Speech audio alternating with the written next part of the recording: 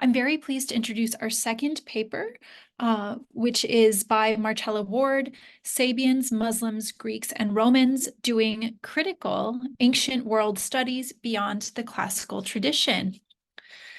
Chella Ward is a lecturer in classical studies at the Open University and convenes, together with Mathura Umachandran, the Critical Ancient World Studies Collective.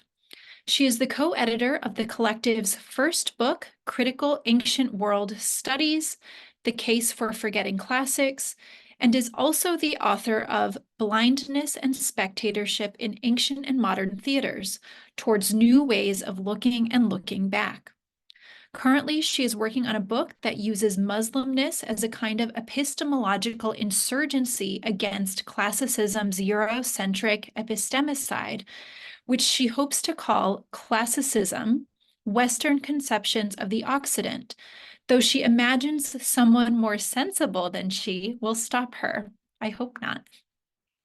She spends almost all of her waking moments campaigning for the liberation of the Palestinians, and in spite of the Liverpool Classics list falsely branding her, among other things, a Nazi, an anti-Semite, an extreme leftist, and a member of various prescribed organizations for doing so, she intends to carry on until Palestine is free.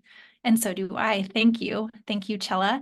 I am, again, so pleased to introduce this talk, which is Sabians, Muslims, Greeks, and Romans doing critical ancient world studies beyond the classical tradition.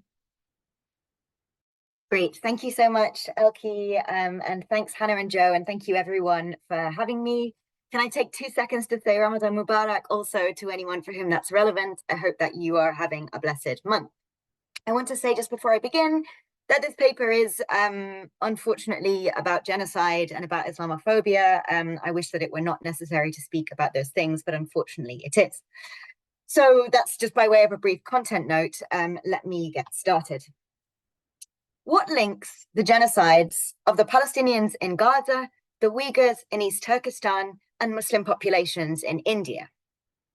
I want to suggest that the answer might be classicism, a term I'm going to re-signify over the next 10 minutes with a new definition that might run something like this: to seek, including by inventing and by discursively bringing into being, and hyper-valorize a pre-Islamic past in such a way as to legitimate Islamophobia in the present. I've articulated the Islamophobic operation of classicism as it relates to the curation of a Europe defined by the exclusion of the Muslim elsewhere, including at a previous iteration of this conference, so thank you for having me back. And I framed that exclusion around the genealogical narrative of the classical tradition. What I want to say today picks up on this problem that I still have with the classical tradition, which I see as central to the genocidal nature of classicism. But today I want to talk about it from the point of view of some work that I've been doing more recently at the intersection between critical ancient world studies and critical Muslim studies. And I'd like to think about how this logic is exported to other places where it's equally expedient to imagine a pristine, or we might call it a classical past, premised on the exclusion of Muslimness. And as Elke kindly pointed out, the work that I'm testing out on you today is part of a book project that I'm calling, by analogy, of course, with Edward Said's infamous Orientalism of 1978, Classicism, Western Conceptions of the Occident. And just as Edward Said's Orientalism, Western Conceptions of the Orient, argued that the Orient was not just misrepresented, but discursively produced by Orientalism, an Orientalism that he saw directed specifically at Islam and at the Islamicate, my book argues that classicism discursively produced the idea of the West in a similar way by discursively excluding Islam from its world narrative. The inquiry of my new work, my new book, is motivated by a question that comes out of queer theory. At the end of my recent book, that's the one on the slide here, which came out late last year, that's the book on the left, that is.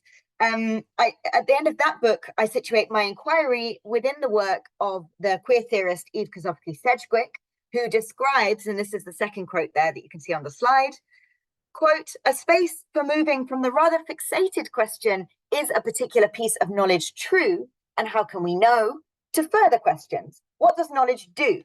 the pursuit of it, the having and exposing of it, the receiving again of knowledge that one already knows. How, in short, is knowledge performative, and how best does one move among its causes and its effects? This is, in a sense, the shift I'm trying to describe towards the classical tradition, or I'm trying to advocate for towards the classical tradition. I'm no longer asking what the classical tradition, or classicism more generally in the new book, is. I'm asking what it does. And what it does, I'm going to argue, is curate a world picture that imagines Europeans and North Americans as exceptional in their proximity to the classical, with a particular emphasis on engineering what Edward Said calls an absolute and systemic difference between the Muslim and the West. Now, the world picture that classicism curates is not simply literary historical or simply a matter for cultural historians to document and describe. We can see it operating in genocides of Muslims taking place in real time in Palestine, in India, and in East Turkestan, or sometimes called the Uyghur Autonomous Region, where the Muslim is positioned as a late-coming aberration, a position established for her by the narrative of the classical tradition. Take, for instance, the example of the white paper released by the Chinese government on July the 21st, 2019, which explicitly explains the assault on the Uyghur people as a dispute about their historicity and their historiography. It begins by making a claim for the longevity of East Turkestan's annexation by China. That is also a the longevity of East Turkestan's annexation by China, distinguishing Uyghur self-determination from this historical narrative as an aberration that is also a chronopolitical rupture with history. However, I'm quoting the paper now, however, in more recent times, hostile forces inside and outside of China, especially separatists, religious extremists, and terrorists, have tried to split China and break it apart by distorting history, end quote.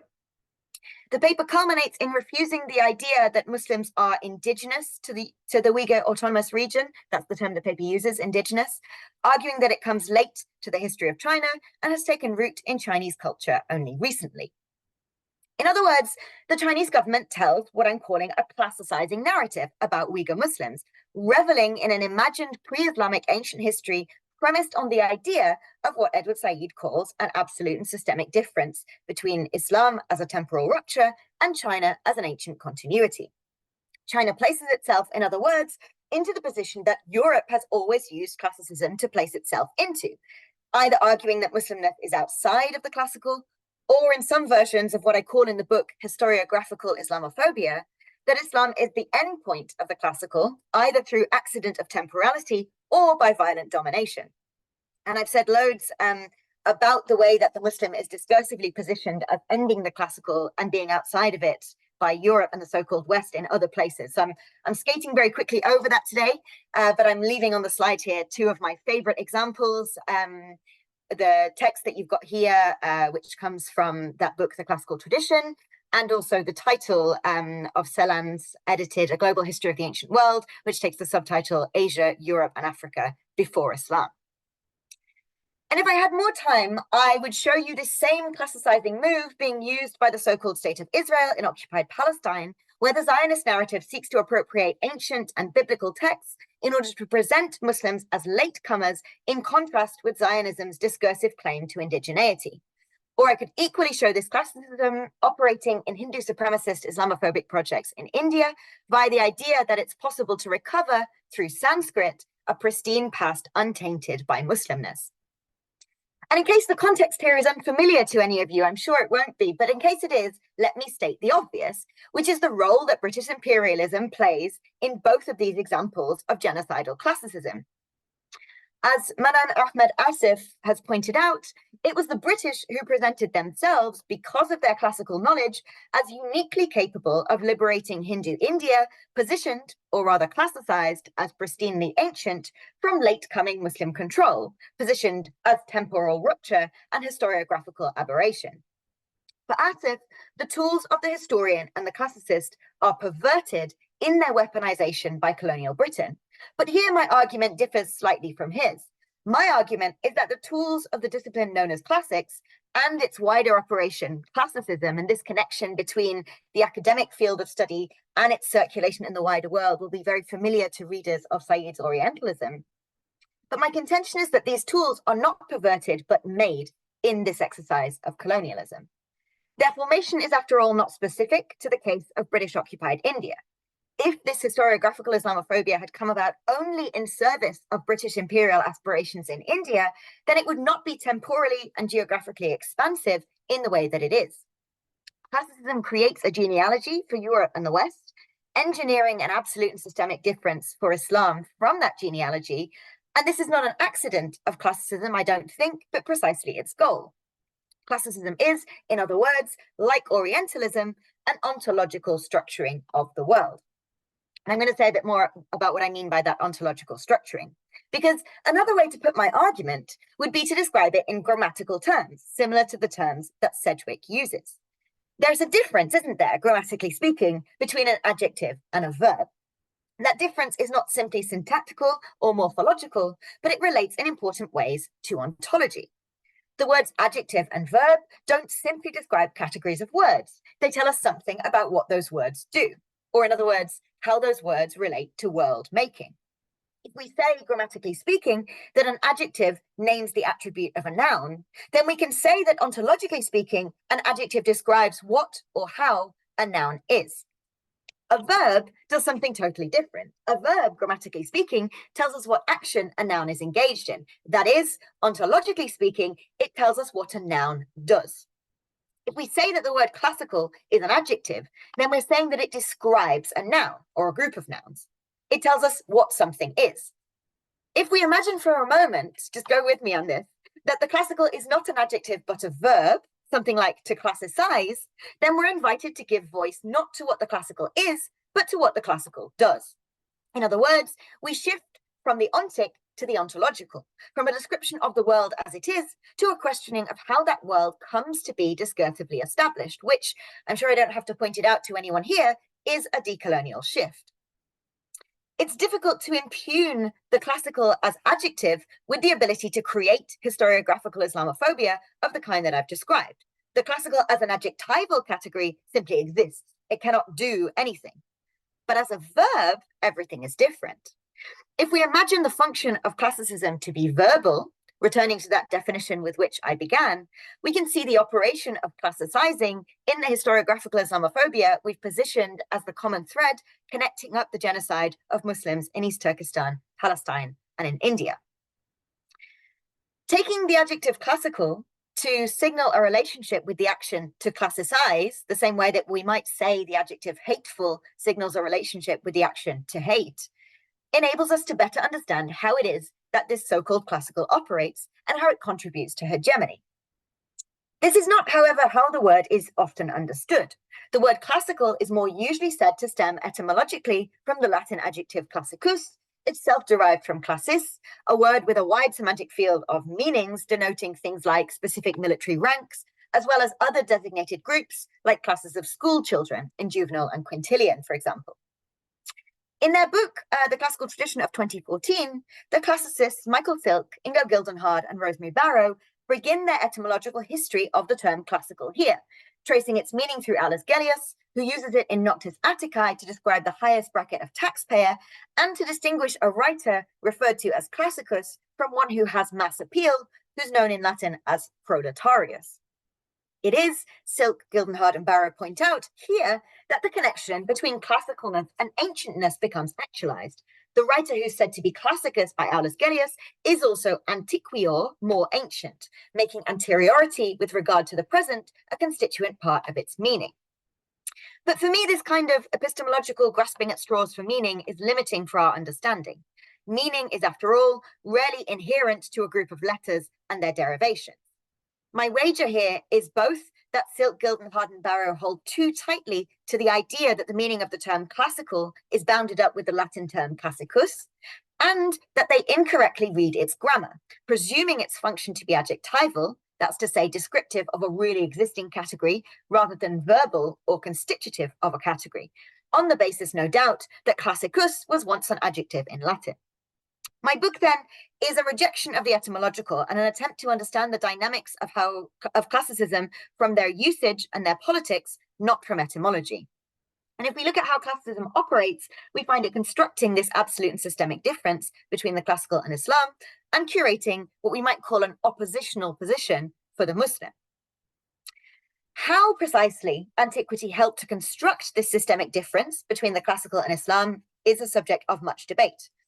On the one hand, for Jerry Toner in his 2013 book Homer's Turk, Islam and the East are simply interchangeable.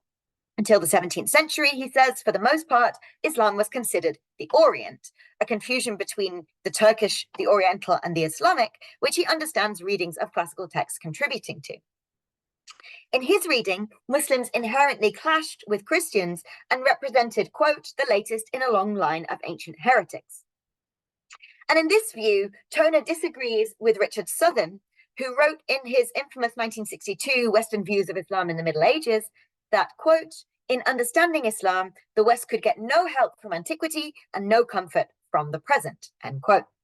So for both Toner and Southern, Islam is in a kind of perpetual confrontation with the West, either because Islam was imagined as some kind of second coming of the ancient heretics who'd oppressed early Christians, or because it was imagined as a break with anything recognizably ancient. And there are, I think, two options available to us in response to this break or this opposition engineered between the classical and the Muslim. The first is to attempt to recuperate the Muslim for the classical, to say that it's not true that Muslims really are in opposition with Europe and with the West. It's of course the case that most Muslims aren't. The idea that they are is an Islamophobic fiction. There are, after all, multiple Muslim majority countries in Europe and about 44 million Muslims. And many anti-Orientalists have framed their rejection of Orientalism as a refusal of its bifurcating narrative drive in this way. That is, they've argued that Muslims are not locked in opposition with the West and have attempted to prove this by adducing lists of similarities or complicities between Muslims and the so-called West. Within this category, we could list, for example, an article that Peter Poorman wrote in the International Journal of the Classical Tradition in 2009, Classics and Islam, which makes the rallying cry that we ought to understand Islam's intellectual debt to the classical better. It has to be said, though, that although they position themselves against this absolute and systemic difference, such pieces could not be argued to be beyond Islamophobic tropes. The subtitle to Poorman's argument is From Homer to Al-Qaeda. What a statement to make about a Muslim classical tradition. And the narrative force for his article seems to have been the desire to argue that Muslims are more classically influenced, that's to say, Western, than the Osama bin Ladens of this world, or the Bernard Lewises, the Samuel Huntingtons, and the classicists might erroneously believe them to be. Anti-Orientalist arguments of this kind position Orientalism as simply a mistake made in the attempt to know Muslimness. The real error of Orientalism, they claim, is that the absolute and systemic difference between Islam and the West is not true to the reality of Muslims in the world. We could call this, as many writing after Edward Said have done, including Salman Said in his book A Fundamental Fear, weak Orientalism, where Orientalism takes the form of a Eurocentric perversion of knowledge and an epistemological violence enacted on the other. In the case of weak Orientalism, the oppositional nature of Islam and the West is best overcome by proving that it is only social construction, that Muslims are not really opposed to the West outside of Orientalist and Islamophobic projection. But the point in the second half of my book is to ask this question. Are these weak anti-Orientalists doing the Muslim an epistemological disservice by removing her oppositional power in this way and denying her counterfactual possibility? This counterfactual possibility is, I think, the second way that the absolute and systemic difference that Orientalism creates between the Muslim and the European using the classical might be addressed. Because if there is, as the Derridean truism famously goes, nothing outside of the social, and if the West itself proves to be immaterial outside of its discursive construction, as Kwame Anthony Appiah, among many others, have pointed out that it is, then might leaning into the framing of the Muslim as oppositional, rather than trying to rescue her from it, in fact offer a liberatory pathway outside of classicism's genocidal world narrative. The second type of Orientalism that Said describes in A Fundamental Fear is what he calls strong Orientalism, in which he says, the problem with Orientalism is not just that it distorts the real Orient, but that the Orient itself the Orient itself becomes a creation of Orientalism.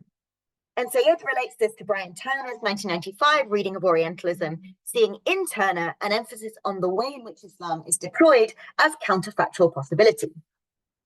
Leaning into strong Orientalism in the way that I'm suggesting for the dismantling of the classical tradition is not unproblematic. But I'm not arguing for the oppositional position into which Orientalism places the Muslim to be the sum total of her being in the world, outside of which she simply ceases to exist. Rather, I'm suggesting that for counter-writing narratives that are themselves overdetermined by Eurocentrism, like classicism and the classical tradition, her construction by that same Eurocentrism as oppositional might provide an expedient position from which to imagine otherwise. And in order to make sense of this, we need to think a bit more about what we mean by Islam and the Muslim. I'm borrowing again from Salman Sayyid, but from a later book, Recording the Caliphate, Decolonization and World Order, where he writes, Islam is a language that Muslims use to tell stories about themselves. So if the classical puts Muslims into a story structure that structures the world, Islam is how they tell their own stories. And this makes more sense when we compare it with something he wrote in a later article. And that's the quotation that's on the slide. If we say that Islam is not a religion, but better understood as a language, and that languages are not merely expressive but constitutive, then Islam can generate vocabularies of justice. To say that Islam is a language is not a means of pointing to its polysemic character, as demonstrated through various anthropological investigations, nor is it an attempt to reduce Islam to a set of speech acts. Islam is a language is a way of saying that it's the medium that produces Muslims as agents, materially, verbally, historically, currently, and projects them into the future. If Islam can function as a language, then can it dismantle the classical tradition, giving us a language for imagining relation with antiquity that comes not from the totalizing narrative that seeks to write the history of the world, taking modern Europe as its telos, but from the oppositional position of the Muslim? I think that it can, and in what remains of my time, I want to give one short example of how I imagine that it might do that. This material comes now from the second half of my new book project. The first half is a kind of contextualization of the discursive and political work done by classicism. The second half shifts to an experiment with ways of imagining relation beyond the classical tradition and its genealogical structure. And I'll use as my test case for this the anti-genealogy that Abu Rayhan Muhammad ibn Ahmad al-Biruni, who I'm going to call al-Biruni for the rest of my time, that he uses to connect together the Greeks and Romans and the Muslims as a language in which to imagine differently. It's to al-Biruni that John Woolbridge gives the title, The Medieval Muslim Writer Best Informed About the Greek Gods, a title that was surprising to many Orientalists who presumed, usually erroneously, that Muslim writers would struggle with antiquity's polytheism. For al-Biruni, though, Greek polytheism could be straightforwardly explained by expanding the definition of Sabianism. To him, ancient polytheists were simply misunderstood Sabians. This mattered because it brought them into what's known in the Quran as the Ahl al-Kitab, the people of the book, who, although not Muslim, had been rightly guided by previous revelations. And that term in the Quran is usually said to refer to Jews, Christians, and Sabians. In other words, it made the Greeks and Romans meaningful within the epistemological logic of Muslimness without making any claim to genealogy or ancestry. And this engineering of the Greeks and Romans to fit an expanded version of Sabianism takes place in the 8th chapter of a book that al-Biruni wrote around 1000 CE. Its title is commonly translated in English as The Remaining Traces of Past Centuries, but it's better known under the title The Chronology of Ancient Nations. This is the description given to it by C. Edward Sashow, who first translated it into English in 1879. In the 8th chapter, al-Biruni sets out to explain the succession of what he calls pseudo-prophets, beginning with Buddhazaf, a pseudo-prophet from India, who called his followers to a religion known as Sabianism. Sabianism, he says, is characterized by worship of the sun, moon, and planets, and its followers are known as Haranians, taking their name, al-Biruni explains, from Haran, the brother of Abraham, or Ibrahim. That the Greeks and the Romans were themselves Sabians is presented simply as a chronological fact. He says, the future mosque at Damascus, that's to say the place where the Sabians were said to worship, was their place of worship as long as the Greeks and the Romans professed their religion. But later, al-Biruni points out that, quote, they have many prophets, most of whom were Greek philosophers. Taking here a broader definition of Greek philosophy than many classicists, I think, would admit, he includes Hermes the Egyptian in the same list as Pythagoras and Sawar, the grandfather of Plato, on the mother's side. Many of their practices and prohibitions are also modelled on famous aspects of Greek religion, including the fact that many Sabians apparently did not eat beans, a well-known Pythagorean trait. Sabianism then draws the Greeks and the Romans into an epistemological framework in which it's possible to compare their beliefs with Islam without effacing difference or positioning them in genealogical relation with the Muslims or indeed with anyone else. The fact that the Sabians apparently made sacrifices to the planets, according to Al-Biruni, is convenient because it provides an implicit explanation for Roman polytheism. Making a sacrifice to Saturn fits into both Sabian veneration of the planets and Roman religion.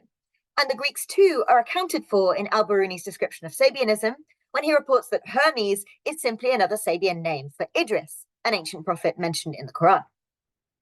The term Sabian has been a contested one through history, since a claim to this group is also a claim to a place among the Ahl al-Kitab, the people of the book, in other words, to being recognized under a caliphate as a non-Muslim group with the right to protection. But whether or not Al-Biruni's inclusion of the Greeks and the Romans constitutes a particularly true account of Sabianism is, in my view, completely beside the point. It's certainly not the case that the Greeks and the Romans are truly the ancestors of modern Europeans in the way that the classical tradition would suggest. So it need not be the case that they're truly Sabian in order for Al-Biruni's model of relating to the ancient past to be salient either. But might Al-Biruni's Sabian model of relation between the Muslim and the ancient Greeks and Romans provide us with a way out of the genocidal tyranny of the classical tradition and its naturalized Eurocentrism? I think that it might. I've given you a clue already. It's difficult to come away from the chronology of ancient nations without noticing that Al-Biruni is deeply, deeply skeptical of genealogy and of family history. In his chapter on Dhul Qarnayn, he writes, and this is the quotation that's on the slide, "Enemies are always eager to revile the parentage of people, to detract from their reputation, and to attack their deeds and merits. Obstinacy in this direction frequently leads people to invent laudatory stories and to forge genealogies which go back to glorious ancestors, as has been done, for instance, for Ibn Abd al-Razak al-Tusi, when he got made for himself a genealogy out of the Shahnameh."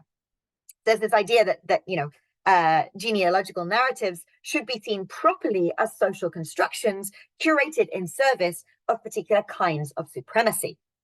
We could understand, I think, the classical tradition as one of those forged genealogies in service of a particular kind of Western supremacy.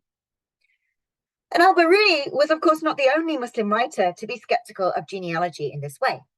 Centuries later, we could point equally to Jamal al-Din al-Afghani's Islamic refutation of Charles Darwin's genealogical logic On the Origin of Species. And in fact, this isn't just incidental. In fact, the rejection of genealogy is a frequent trope of Muslim writing from the very, very early days of Islam and the Islamicate, not least because the process of coming to Islam, what we might call reversion, after 610 CE, often involved the dissolution or the queering of nuclear family structures, because not everybody reverted to Islam at the same time. So you get this kind of proliferation of what Lulu LeVay has called chosen families. In this way, the Muslim functions epistemologically, I think, as what the decolonial theorist Walter Mignolo famously called epistemic disobedience to the logic of classicism. And that, for me and for my book, is an exciting prospect, and one that most importantly provides an epistemological counter to classicism's genocidal tendencies. And that's where I'll stop. Thank you.